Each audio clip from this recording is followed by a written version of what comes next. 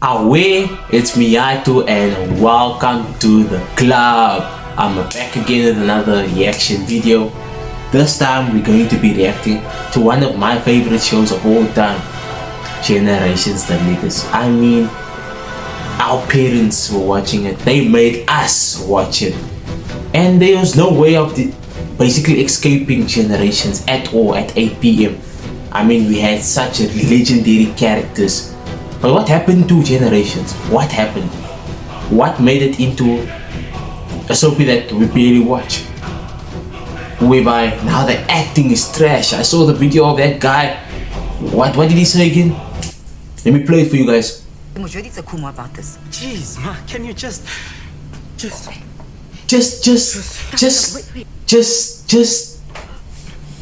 that nonsense. Aibo, what are you doing? Mzansi, bruh. Ufuna wasende wena. Fainting like that. What terrible acting is that? So now we're going to be reacting to the downfall of Generations. Make sure you guys click on the subscribe button because we're trying to hit 1k subscribers. We're going to go 10k. 10k, I'm telling you. With your support, anything is possible. So stay tuned. Generations was once the most beloved soap opera in South Africa. At its peak, the show had more than 8 million households tuning in daily, crafting an experience that kept South Africans hooked to their screens and deeply invested in the outcomes of storyline. Bro, Samuel L. Jackson was even on Generations. That's how you know that soapy was peak. Because you had the likes of Samuel L. Jackson coming from America just to come feature on the soapy. That is how Generations was. I mean, come on, man. Samuel L. Jackson. Isn't he the guy from, I don't know, Marvel? He was in many movies. I forgot. What's this guy's name? Someone in the comment section, please tell me. I forgot. I'm really lost. I'm tired. The guy from Marvel that recruits Spider-Man. I forgot, with the one eye. I forgot. But anyways, yeah. But behind the scenes, things weren't as they seemed on TV. And in an expose, the cast recalled many instances of labor exploitation just to meet filming demands. Nang discharge Helen Joseph, it was a Thursday. On Friday, I told the call sheet that I'm working on Monday. Despite working full-time, actors were Hey, bro. No time for recovery. What happened to sick leave, guys? Generations was like putting people on work. They needed that money. You needed to generate the money for Generations. Excuse the pun, but no one's laughing, but that was funny. But still, bruh, no sick leave, Nyana. Just 5 days, 10 days at least. Straight to work from Thursday. This starts on Thursday. Need to work on Monday again. Yeah, no, Generations are putting people to work for real. never truly treated like employees. We don't even have a bonus. But they get bonuses at the end of the year. Bonuses are... Highball, no bonus. No December bonus. Come on, man, Generations. You were generating money. Come on. No December bonus. I feel like she's lying. I don't believe her. not on target. Who reaches those targets? Us, with the hours that we work. It was revealed actors were signed on 3 to 6 month contracts, not afforded royalties, and not even given medical aid. This spilled out into a major dispute when the owner of the show No medical aid. But get your own medical aid, because you're getting like possibly 20,000 rand every month per episode maybe. So now you can just get the medical aid, private medical aid. Come on, man. You can't expect Generations to give you medical aid. Come on. But at the same time, Generations, take care of your employees, because Uzalo Kakulu, that whole Generations, producers, the whole production is, I feel like they took the people for pop, for kak. But anyways, let's go. publicly condemned the cause for striking for better contracts. Ask them, you, Patrick Shah, how much are you being paid by MMSV? You Mzansi, exactly. You say you are being paid peanuts? Tell me, how much are you being paid? Uzalo was lifted into the many injustices on Generations sets. However, the expose ended in an unjust dismissal of actors which rocked the show. No, we are not going to watch. I'm speaking on behalf of South African people. We are not going to watch. Most vowed never to watch it again as fan favorites were sacked and decade-long storylines were scrapped. On paper, this should have completely crippled the show, but with everything that went so wrong, Generations still pulled. Bro, this guy just here, Jack Mabazo and Tao Mohale, goats of the show. Come on, man. Come on.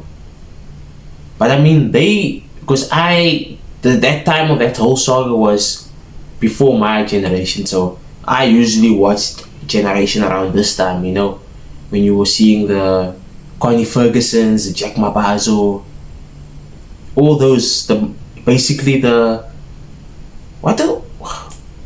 me remember, the family, Maputlas, not Maputlas, it's Scheme Sound, damn it, Morocas, is it, when the Morocas were,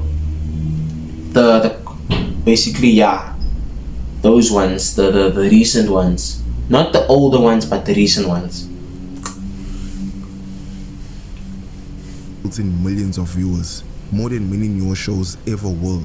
So the real question isn't why Generations declined, it's why millions never stopped watching. Generations is one of South Africa's longest running soap operas. It first aired in 1993 on SABC 1, shortly after the country's first democratic elections. At the time, most TV content either centered around white families or portrayed black characters in limited, stereotypical roles. Mfundi Vundla, the show's creator, was deeply aware that South Africa's television did not yet reflect the lived realities, ambitions, and complexities of black South Africans. Well, the films that were made inside South Africa, most of the films made inside South Africa were, you see, the industry in South Africa is controlled by white people, white South African capital. And so the priority is white subjects. And where there are African subjects, it's in the area of black. That's crazy. Like Africans, being, like I feel like, you see, let's say for example, you get the people who are homebodies, and those who play outside. So those who are homebodies really, and they had television at home, what type of series or soaps were they watching? Because during the apartheid regime, apparently, as the creator of Generations is saying, basically television and entertainment was circled and centered only white people and white based TV shows and reality content, basically. So they were watching white families just having a good time eating bread and butter on the toast and shit. Like, come on. And then, were you supposed to enjoy that? I mean, if the story was good, the story was good, but at the same time, it would be crazy if they didn't see any like majority black TV shows. So yeah, Generations basically started a new generation. Basically, I'm gonna come with all the puns in the world. Don't even try to attack me in the comment section, because I'm gonna come with all the puns. The savage African, the superstitious African, but nothing really of substance as such. And so we set the show in Johannesburg, centering it around the Morocco family who own a successful advertising company. The themes included ambition, rivalry, loyalty, romance, and even a bit of comedy. Airing 5 days a week, year in, year out, the show portrayed the characters' personal and professional struggles in a way that deeply connected with the audience. Well, come on, what can I do? I mean, nothing is working out. I owe too many people too much money. Things getting a bit heavy? Of course, damn it. But my business, Remember, my dream is going under. Hey, cool it. It's not my fault.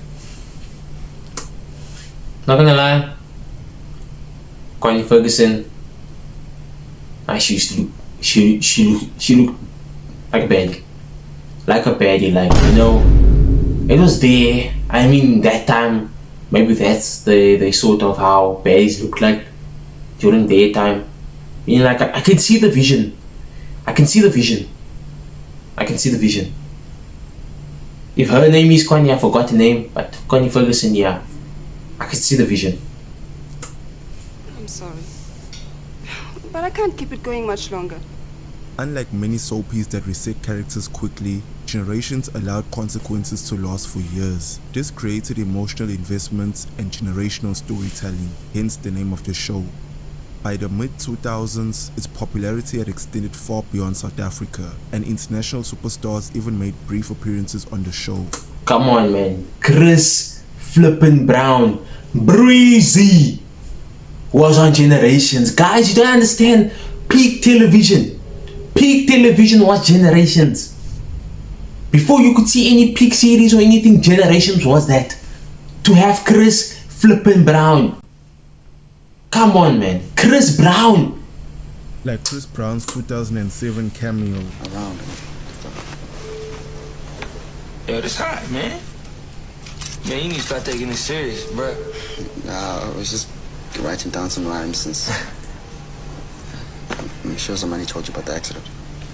I mean, yeah, he told me, but I don't see why that's stopping you. Your voice still work.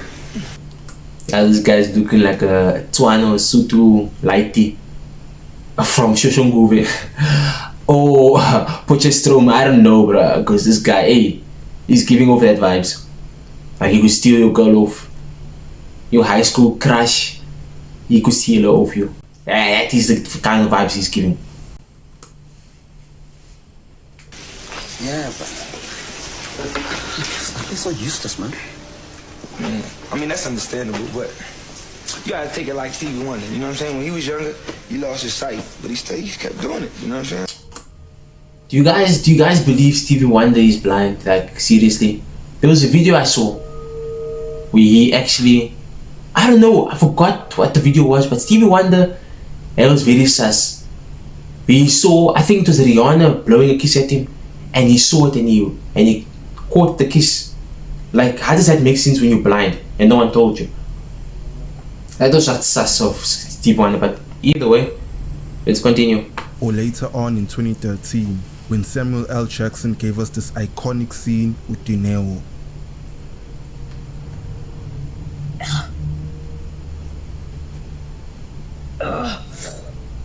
Excuse me.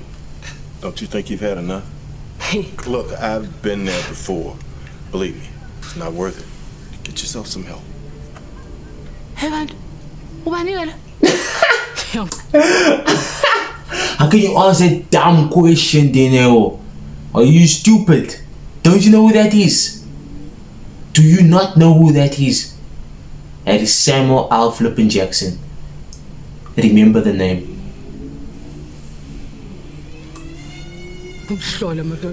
Or not.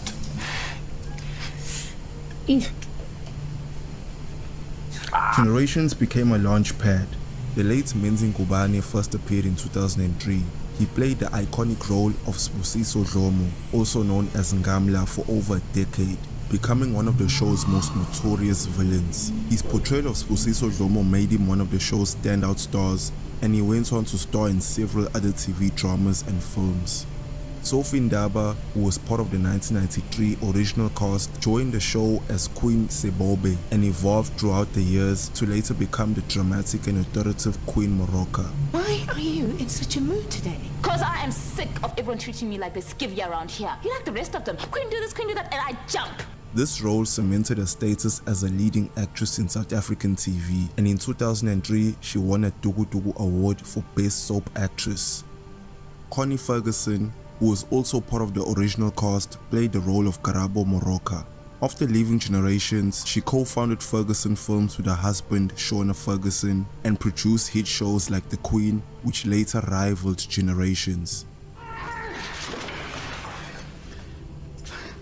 Generations broke records, and the telenovela even competed with primetime television globally. But despite their popularity and record-breaking numbers, the show was snubbed at multiple awards shows, which led to a major dispute between the awards organizers and the producers of the show in 2008. Generations withdrew themselves from SAFTA Awards, declining all nominations for the show and its cast. By the 2010s, Generations was typically drawing viewership from 7 million plus households, which when added up comes to an insane amount of people per episode. It didn't matter what you were watching. When the clock hit 8 p.m, everyone tuned into SABC 1 for Generations. That is so true. Like, literally, 8 p.m. was 8 p.m. This is when 8 p.m. was 8 p.m. Nothing could have stopped me from watching this at 8 p.m. Like, literally. During all their success, tension was building behind the scenes between the cast and the producers, and in 2013, it unloaded into a major clash. Ask them, you, Patrick Shy, how much are you being paid by MMSV? You, Mzansi, exactly. You say you are being paid peanuts? Tell me, how much are you being paid? That, as a journalist, you should be asking that question. Interrogate it further. Don't take it at surface value. But from our side, we have given you the average that these people are getting paid 55,000 a month, and this 55,000. 55,000. That is my salary for the whole year. How can I lie to you? That's my salary for the whole year. 55,000, and that is peanuts. Yahlanya. There's mal in your cup. Like, there's a mal in your cup. For real. Gentlemen, that's not peanuts. That year, several cast members walked off set over wages, contract lengths, and royalties. The actors felt they were underpaid, lacked decent contracts, and were not given access to royalties or syndication payments for a show that generated such a significant amount of. But it doesn't matter though, like, unless you're feeling like a massive family. 55,000 a month is so much money.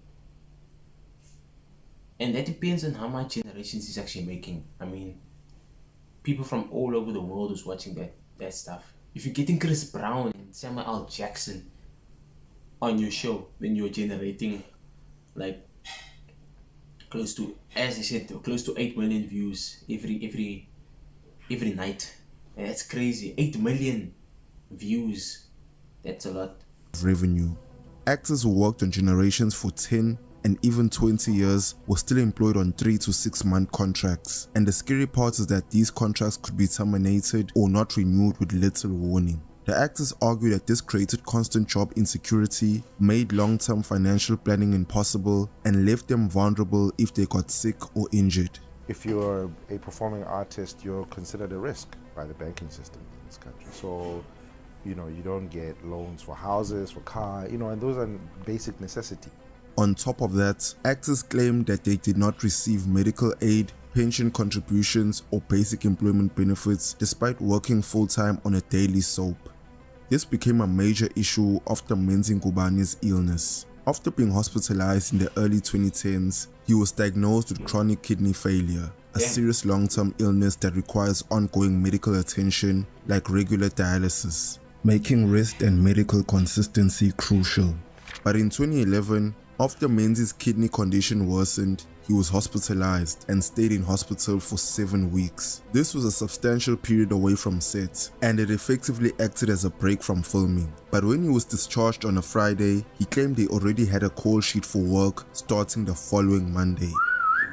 Nam discharged Helen Joseph, it was a Thursday. On Friday, I told the call sheet that I'm working on Monday. Yes, yes. As weak as I was, 7 weeks ngihlale esibhedlela, azange isho nix. Into beyibalekile ukuthi mina ngiye lapha ngisebenze ngaye imali for bona, which is fine. I woke up on that Monday ngahamba ngayosebenza. As weak as I was, every now and again nakuthiwa standby bekwa isitulo eceleni kwami ukuthi ngihlale esitulweni, nakwenziwa i-countdown fanele sisuswe isitulo bese ngiyama ngoba ngenza ising. I did 6. This was hard work for him. Imagine they had to prepare chairs, make countdowns for him because he was gonna basically faint, so he was weak. But they still made him work for that shoot every day. That is crazy. Oh, yo. To 8 to 10 scenes a day, as weak as I was. You see, the problem wasn't only that Mzansi and the rest of Generations cast weren't medically covered by the show, but that the producers had little to no care for the actors' health and safety. And when the Generations cast were in conflicts with the producers and SABC, Mfundi Vundla publicly stated that he had once covered an actor's medical bills in a private hospital, even further clarifying that he had paid out of his own pocket.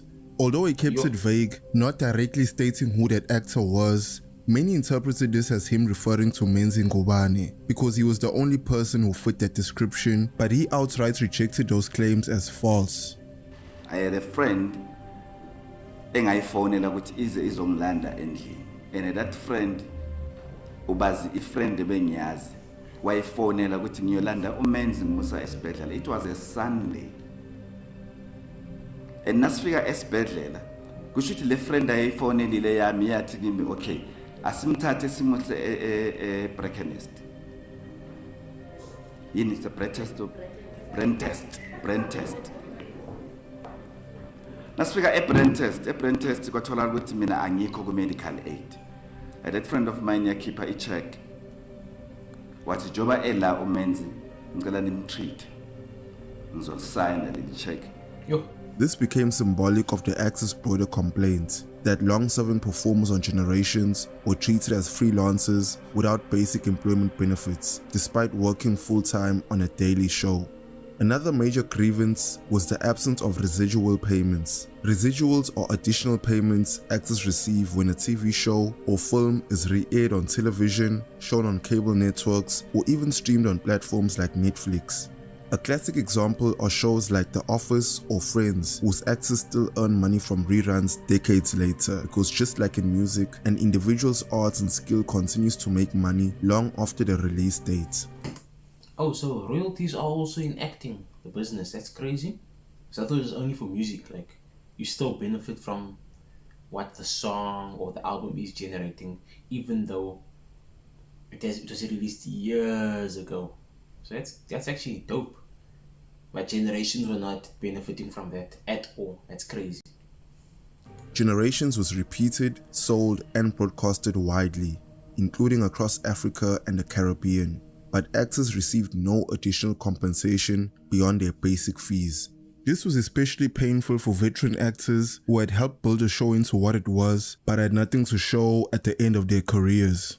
That's why in 2013, despite being graced with Samuel L. Jackson's presence, the cast were displeased and would later embark on a strike where they refused to return to sets and film after Mfundi Vundla refused to see to the demands of better contracts, which included removing a clause that said he could write out any non-performing actor as he pleases.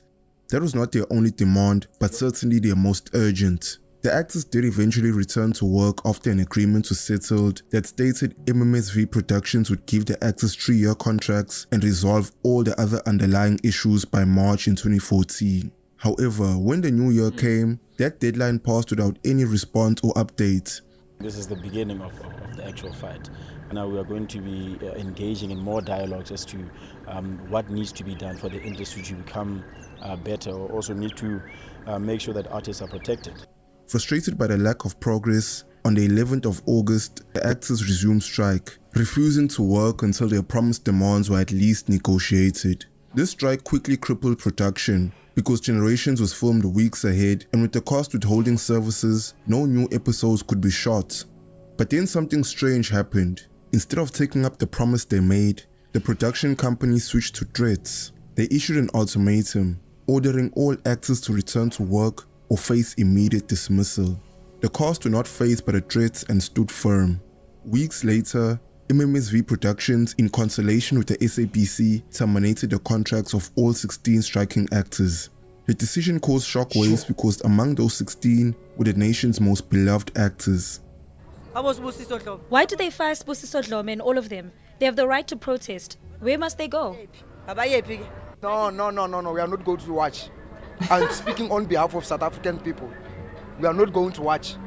Following this decision, Mfundi Vundla addressed the salaries in a press conference where he angrily affirmed the average pay. He was quick to call out salaries, yet didn't address the more serious demands. Unions like COSATU and the Creative Workers Union criticized the firing and even called for a boycott of Generations until the actors were reinstated.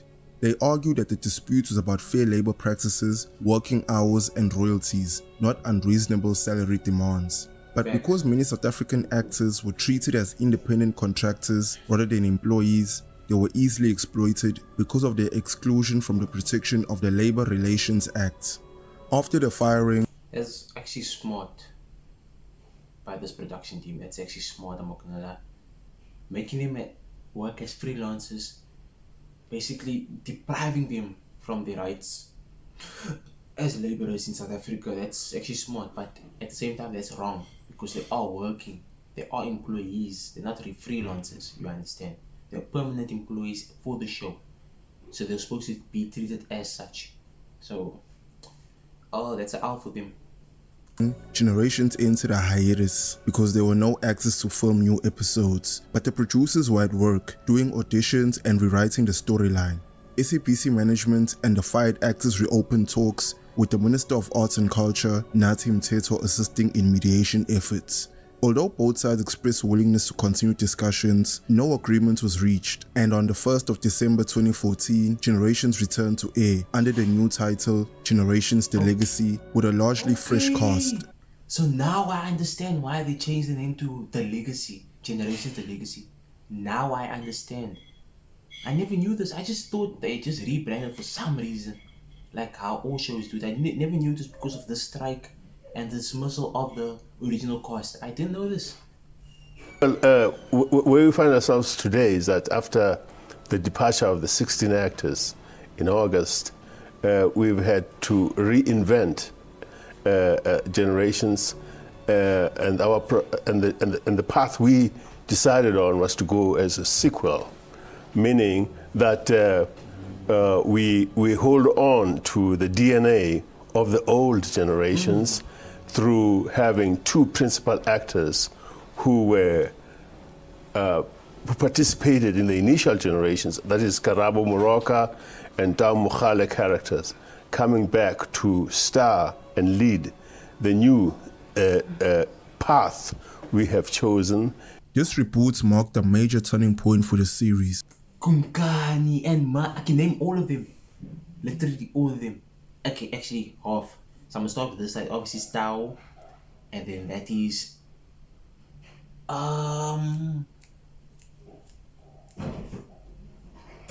what's his name again? If someone in the comment section tell me, because I know his name. It starts with the S. If I'm not mistaken. S or P, I don't know. Then that's Kumkani. That is your name. Kumkani. And then that is obviously Letoya, but I forgot her real name on the show. And then Mazwi.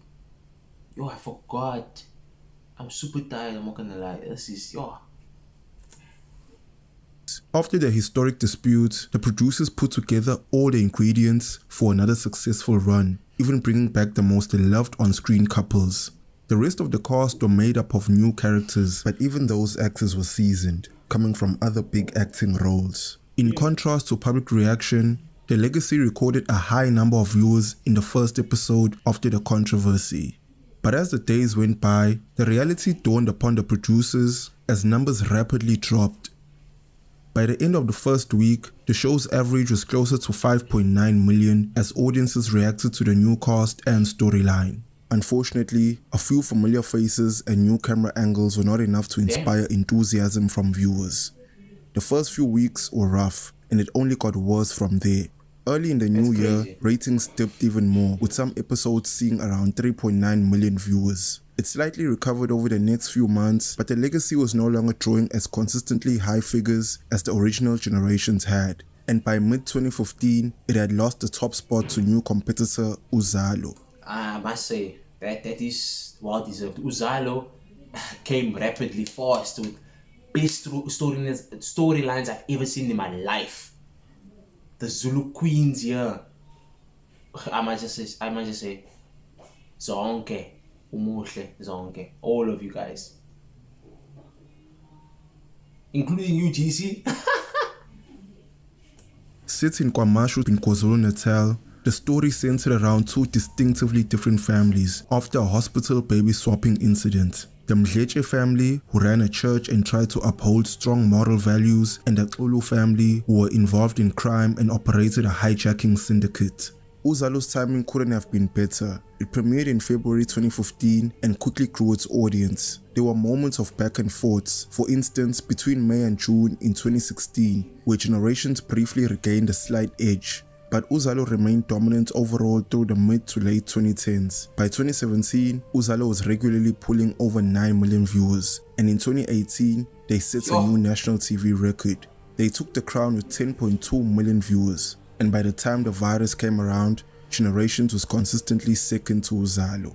Unfortunately, at the age of 56, Mzansi Ngubane passed away from a stroke at his home in 2021. Mfundi Vundla, after hearing about the news, publicly paid tribute to Mzansi, calling his death a devastating loss and praising his talent and professionalism in the entertainment industry. However, his tribute was not received well by the public, and this sparked mixed reactions on social media. People had not forgotten about 2014 and the alleged lies Mfundi told about covering Mzansi's hospital bills. Over the more recent years, Generations has become background chatter. That doesn't mean the show has no value. It's still watched by around 4 million households every day, but for many viewers who still do watch the show, Generations just became a case of routine. Over decades of watching the show, it became second nature to tune into SABC 1 at 8 p.m. But gone are the days when Generations was must-see TV, and even uttering a word during an episode was sure to send you to bed early. Those were the times. I'm curious to know how you remember that era. I must say, Generations for me, I know people before my time enjoyed that part of Generations. I didn't get to enjoy that. But I must say, Generations, the legacy had one of the best storylines and the best characters ever. Kumkani, especially, and Jack Mapazo. Come on, guys. One of the best characters I've ever seen in my life. Better than the Americans one. The Americans, the UKs, they are the best. So, thank you guys for watching. You're going to see more reactions like this. Let's get this video to, let's say, 100 likes at least. But thank you guys for watching, and let me know in the comment section what more reactions would you guys want, because if you guys want to tell me something about some baddies, I'm definitely watching it. Thank you guys for watching, and God bless.